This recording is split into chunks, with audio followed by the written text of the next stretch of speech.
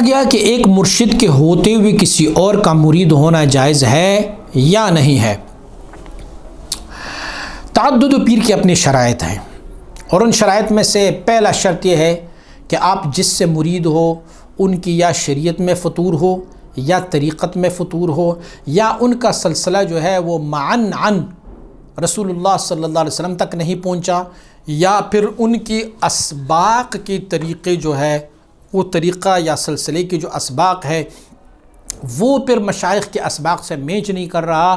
یہ تعدد پیر کے کچھ شرائط ہیں۔ تو اگر ایسا آپ کو مل جائے تو پھر آپ نے اس کو ترک کرنا جو ہے وہ لازم ہے۔ ایک اور بھی شرط ہے، آپ ایک شیخ سے بیعت ہیں اور اس شیخ سے آپ کو کوئی فیض نہیں ملا، کوئی باطنی کمال آپ کو نہیں ملا، آپ جیسے پہلے تھے ویسے اب بھی ہو، تو اس شیخ کو بھی چھوڑنا لوازمات میں سے، آپ کسی اور کامل مکمل شیخ کے پاس چلا جائے۔ ایک شرط اور بھی ہے،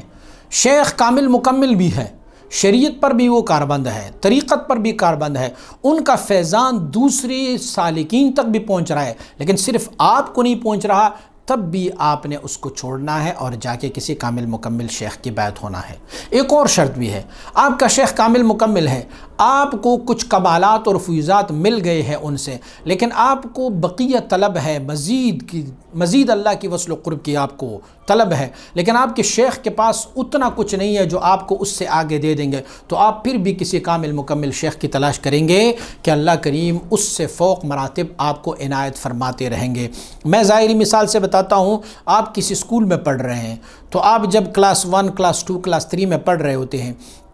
آپ کے اس اساتذہ جو ہے وہ صرف آپ کو 1 2 3 پڑھا سکتے ہیں، 1 2 3 کلاس پڑھا سکتے ہیں، اس سے آگے آپ کو نہیں پڑھا سکتے، تو کیا آپ انہی اساتذہ کے ساتھ پھر 1 2 3 کلاس میں بیٹھے رہیں گے؟ نہیں، آپ جائیں گے، آپ کلاس 5 میں جائیں گے، کلاس 6 میں جائیں گے، پھر آپ 8 میں 9 میں جائیں گے، آپ میٹرک پڑھیں گے، میٹرک کے بعد پھر آپ ایف اے بی اے آپ کرتے جائیں گے، آپ ایم اے کرتے جائیں گے، آپ یونیورسٹی اور کالجز میں چلے جائیں گے، آپ اس کے بعد اسپیشلائزیشن کریں گے، کسی بھی شعبہ اور فیلڈ میں آپ چلے جائیں گے، اس میں بھی آپ کو بڑھنے کی طریقے اور چانسز موجود ہیں۔ تو سلسلاسل میں بھی ایسے ہی ہے، جب آپ کے ایک شیخ ہے، ان کے پاس صرف 2 لطائف ہیں، قلب روح کے لطائف ہیں، بقیہ وہ آگے نہیں دے سکتے، تو آپ نے ان دونوں پر اکتفا نہیں کرنا، بلکہ پھر آپ کسی اور کامل مکمل شیخ کی تلاش کرتے جائیں گے۔ ایک اور طریقہ بھی ہے، ایک شیخ ہے جس کے پاس سلسلہ عالیہ نقش بندیہ ہے، اس کے پاس کوئی اور سلسلہ نہیں ہے، تو آپ نقش بندیہ اس شیخ سے لے لیں،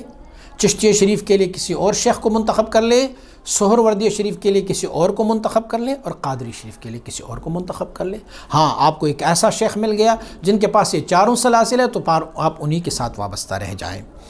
مجد الفسانی شیخ احمد فاروق سریدی رحمۃ اللہ تعالی اپنی والد محترم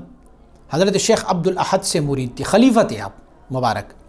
سلسلہ عالیہ چشتیہ میں، اور حضرت شاہ کمال کتلی رحمۃ اللہ تعالی سے سلسلہ عالیہ قادریہ میں خلیفہ تھے آپ، 2 خلافتیں ان کے پاس تھی، لیکن اس کے باوجود جب انہوں نے دیکھا کہ سلسلہ عالیہ نقش بندیہ میں حضرت باقی باللہ رحمۃ اللہ تعالی جیسے ہستی ملی، تو اس نے یہ نہیں سوچا کہ مجھے 2 سلسلوں کی خلافت ہے تو میں وہاں کیوں جاؤں، وہ گئے اور وہاں اس شیخ سے حضرت باقی باللہ رحمۃ اللہ تعالی سے آپ ملاقات کی، اور وہاں سے حضرت سیدنا غوث اعظم سیدنا شیخ عبد القادر جیلانی رحمۃ اللہ تعالی کے بارے میں منقول ہے کہ آپ کے 11 مشائخ تھے، 11 مشائخ سے آپ مبارک نے اکتساب کیا ہوا ہے۔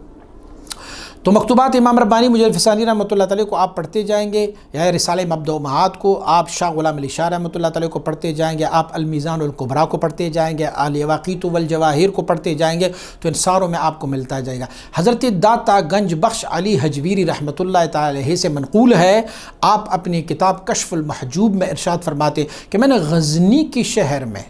بیک وقت 300 اولیاء سے اکتساب کیا ہے، بیک وقت 300 اولیاء سے اکتساب کیا ہوا ہے۔ تو یہ شرائط تھی متعدد پیر۔ اگر آپ کو کوئی ایسا کامل مکمل مل گیا کہ اس سے بڑھ کر اس زمانے میں کوئی اور وہ مراتب تک آپ کو نہیں پہنچا سکتے، اور ان کے پاس